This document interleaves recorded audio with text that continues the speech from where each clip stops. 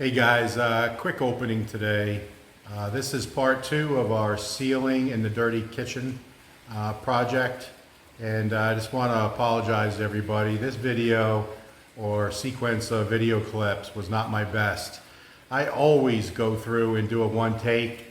Today, for whatever reason, every time I try to do a video, something went wrong. I said something wrong, or I dropped the phone, or Prince goes running by barking. It was just like a 10-take day on every video. And it's just one of those days where everything kind of went wrong.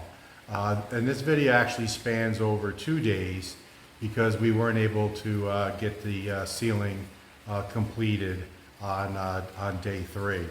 So I also went to Dumageddon to order the window, the slider in the windows for the dirty kitchen, and I got all ready. I was going to take the scooter because driving the truck midday, especially down in Dumageddon City, is just very difficult. So jumped on the scooter, got my helmet on, ready to go. Battery dead in the scooter. So I had to jump the scooter, and it was full of dust. I cleaned it. We drove all the way to Dumageddon. And we got there, and I had Wilma call ahead to make sure that the manager was going to be there. And they said, oh yeah, if you get there before lunch, lunch is 12 noon, be no problem whatsoever. So I got there at 11 o'clock, a little after 11, go into the lady who I know, and I said, I'm here to talk to the manager. She said, oh, he's not available right now. I said, well, my wife called a few minutes ago, and she said, yeah, I know, but he's taking a bath. Just wanted to share that little story. I didn't want any more information than that. He said that he's around back taking a bath, and I would have to wait for him to finish his bath. Again, only in the Philippines. So we did wrap up our ceiling project during this video, and I hope you appreciate it. Another day, another project. So we always check the weather. Looking good, right? See no issues. Uh-oh. So we already got a couple messages that big rain in Valencia. Valencia is that way. Not too far. Maybe 5 miles or less. So the guys are under roof, wrapping up. We're calling this day 2 of our ceiling project. What are you doing? You taking your 4th nap of the day? So the guys are wrapping up day 2. We're putting the ceiling up pretty quick. So we went over the furring and how they install all this metalwork, and how they do the perimeter, and then they do the cross with the C-channel, and then the double fairings.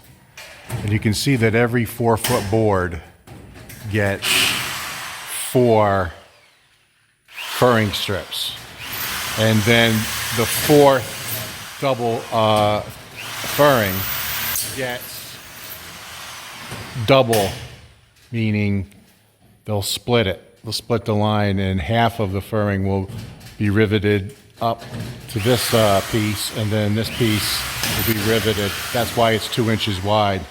But you can see 1, 2, 3, 4 rows of rivets per board. So that's really going to hold it up there. So what they simply do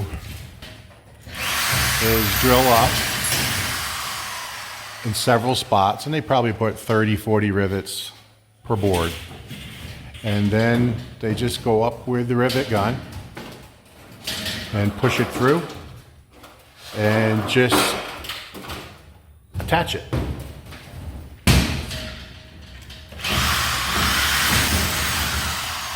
So one guy drilling, one guy putting in the rivet.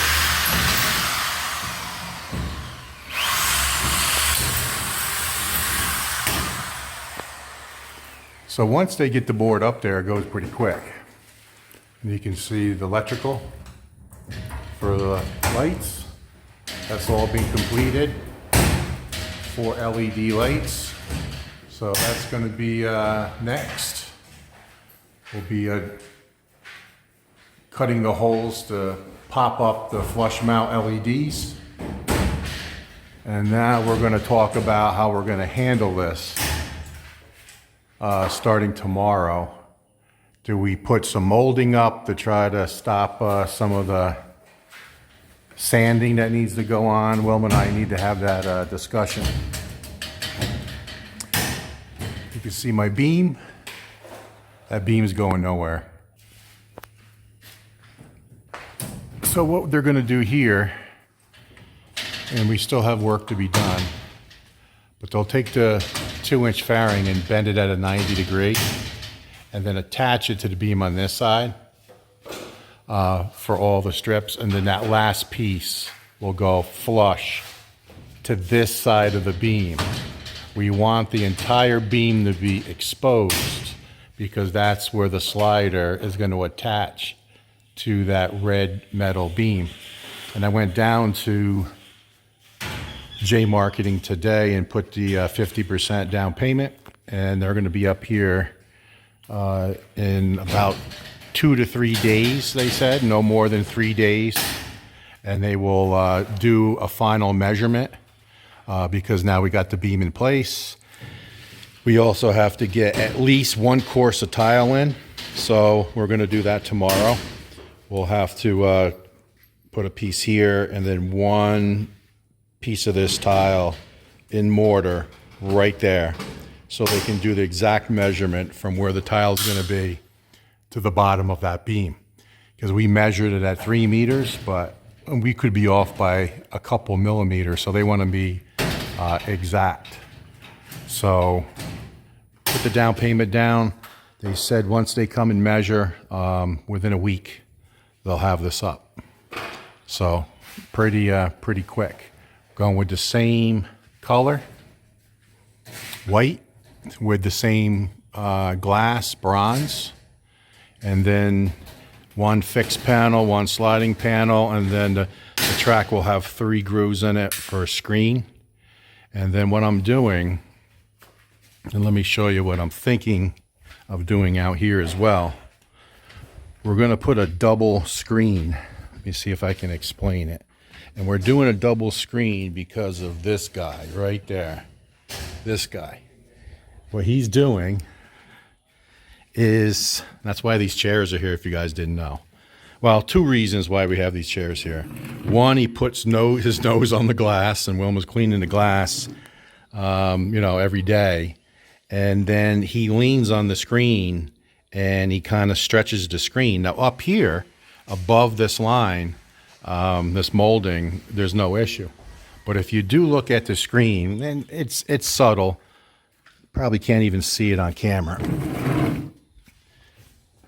And that doesn't even really look that bad. This one is a little more stretched, where he just walks up and kind of leans on it. So what we're going to do is we're not going to bother with the top, but from this molding down, when they come up here to put the slider in the back, they're going to take this apart and stretch the screen.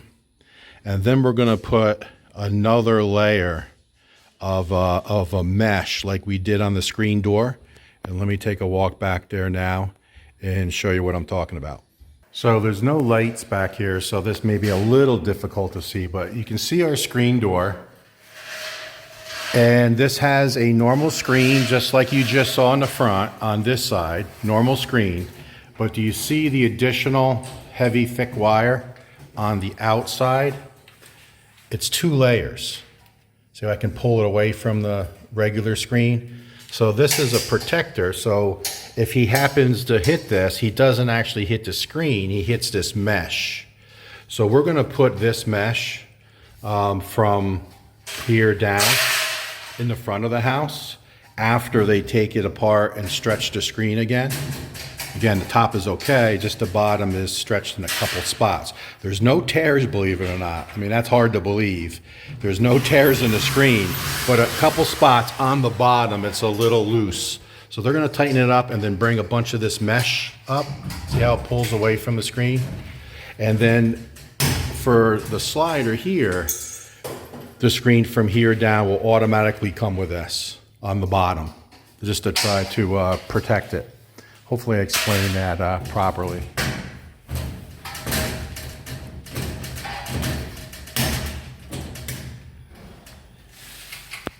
It's a lot of work, but they're getting it done quick, 2 days. 2 days to do this room, the actual cement board, and it took them a full day to do the track. So 3 days in total.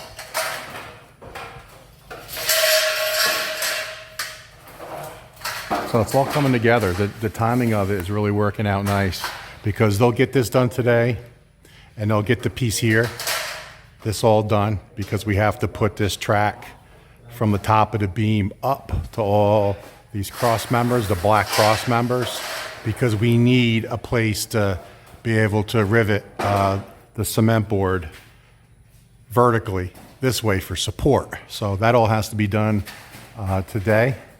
And then if time permits, we'll cut the holes for LED lights, and then I'll go up there and do that. And I have some conduit here. I just didn't slide the conduit over it yet. That's painted black, but I have some orange that I put up in there. As they're going, I'm sliding on the conduit just to get over top of these wires, just in case there's any mice up there. A few of you asked, are we putting ceiling fans up here? The answer is no.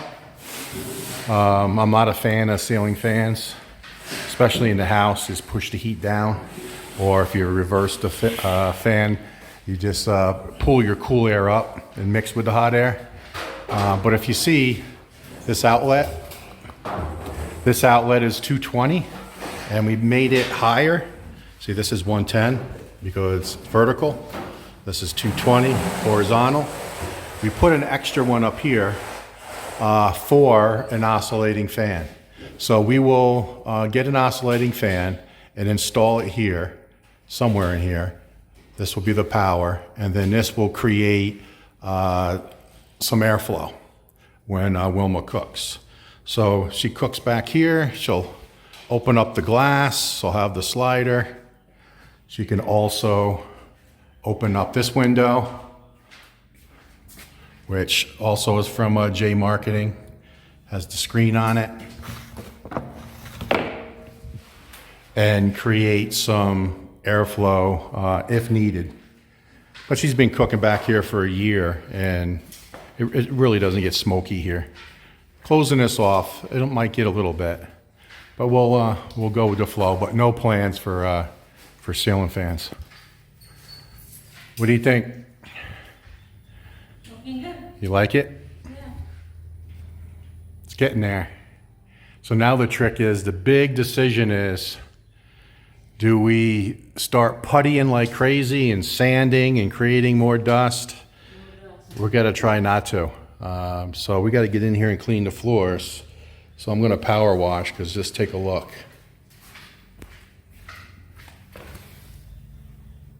And that's all part of construction. You can't help it. But when you have asthma like I have, or Wilma, you know, we're really struggling with it.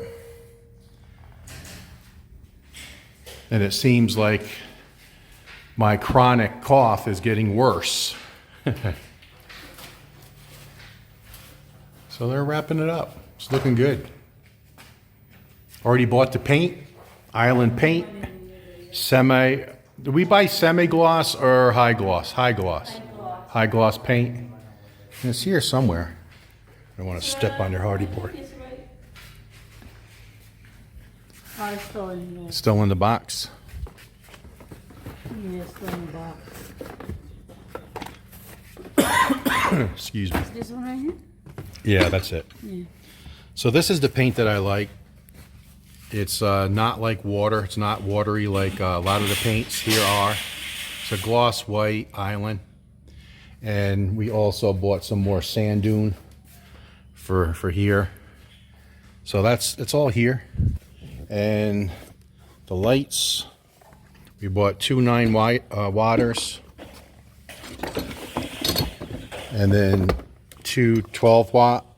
We'll put the two 12-watt in the center, right where the sink and the cooking is, and then two 9-watts on the outside.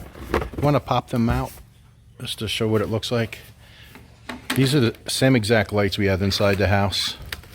So they're flush mounted LEDs, and all you have to do is just cut the hole in the cement board to be the size of this, and you can see a little trim, and this, pop it in, 2 wires. Got the wire nuts all ready to go, and they have clips. Very simple. Can you pull that out real quick, the plastic? I guess I should have been prepared. But see how you got the clips here? So all you do is just pull that through, put it up, and then you just let loose, and it holds it flush up to the cement board. And these are very, very bright. Again, they only use 9 watts of power, and then the large ones use 12. We could have went 12, but I think it would have been too bright. I actually wanted to get, I think they have like a 5-watt, but out of stock, sir.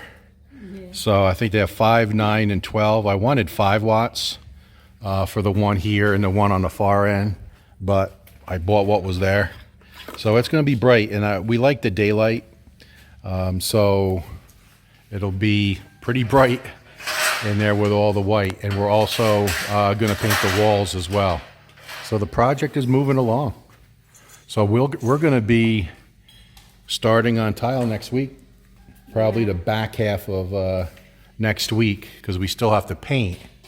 And then we're having our discussion today. Wilma and I have not decided yet. We still need to have the discussion. We bought molding for the perimeter, so that's going to hide a lot of rivets, right? Because there's a lot of rivets on the outside. And then I think where there's full sheets, because they're 4 foot across, I think we'll do molding right down the center. And then at the 8 foot, because they're 4 by 8, we'll do molding going across. So down the center, and then every 8 foot going across. That'll hide probably 50% of the rivets, counting the molding on the side. So you won't see them, which means we don't have to grind them, we don't have to putty them, we don't have to sand them. So that will cut the dust down by 60% at least. But then we'll decide what we do with the rest of the rivets or not. What Disco and Senior said is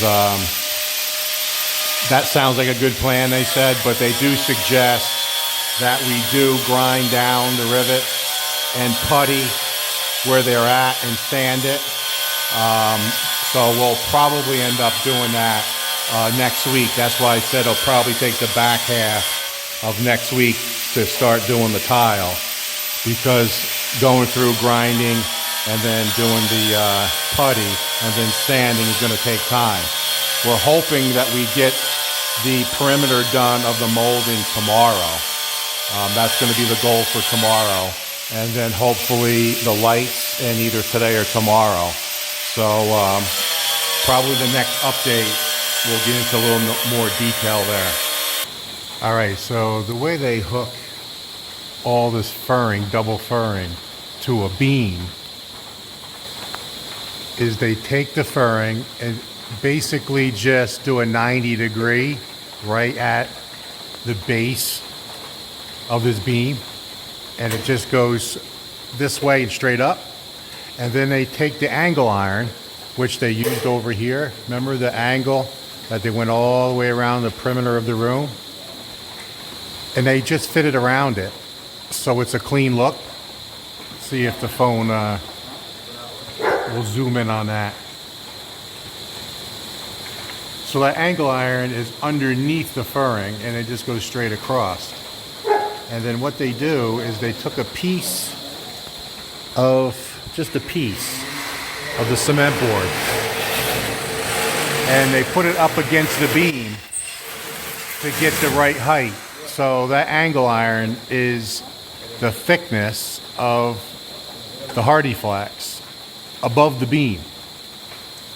And then now what they're doing is they're drilling into the beam and putting rivets all the way across.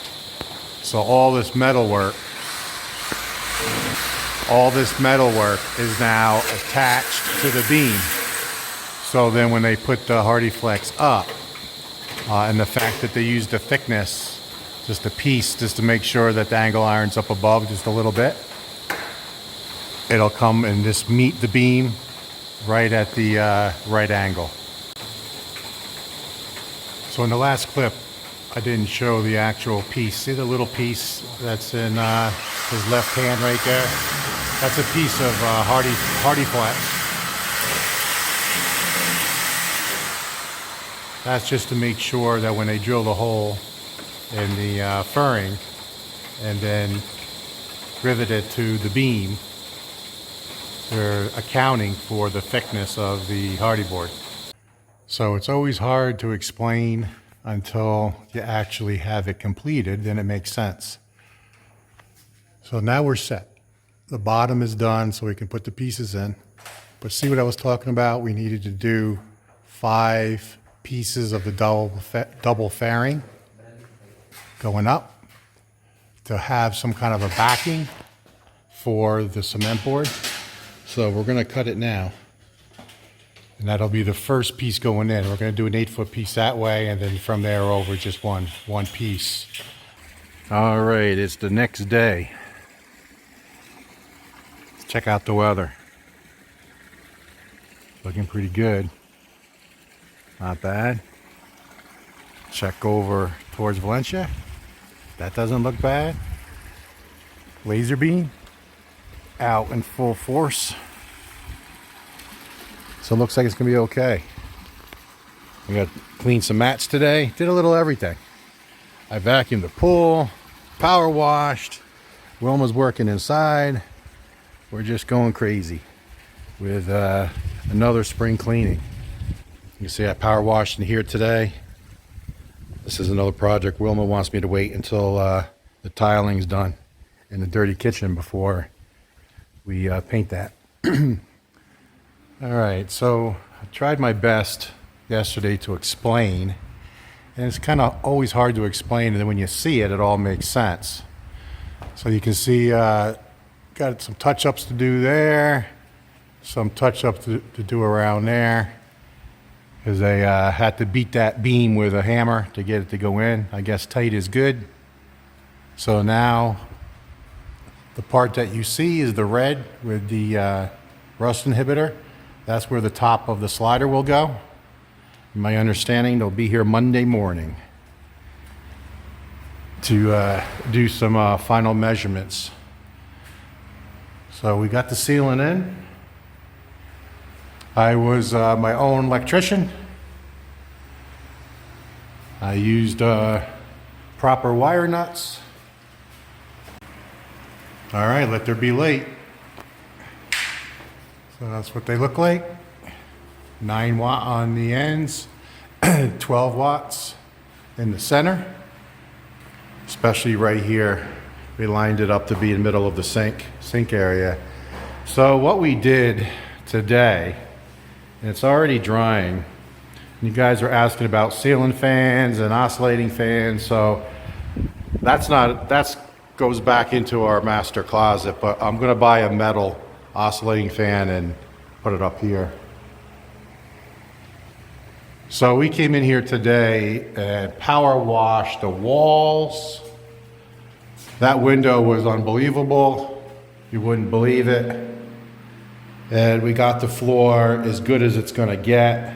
It's pretty well stained with all the, that black dirt that's been in here. So this is pretty clean. I'm gonna call it 90%.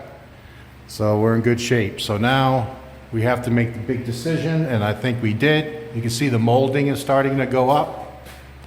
Let me do a zoom. You see there in the corner?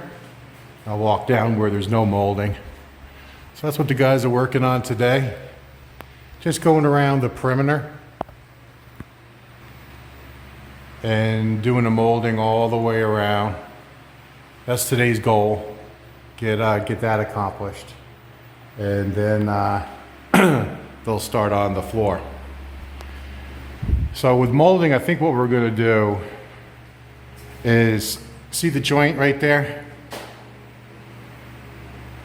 We're going to go ahead and get a very small 1-inch molding, and hopefully it'll be PVC. There is separate choices, so I want PVC because that molding's PVC.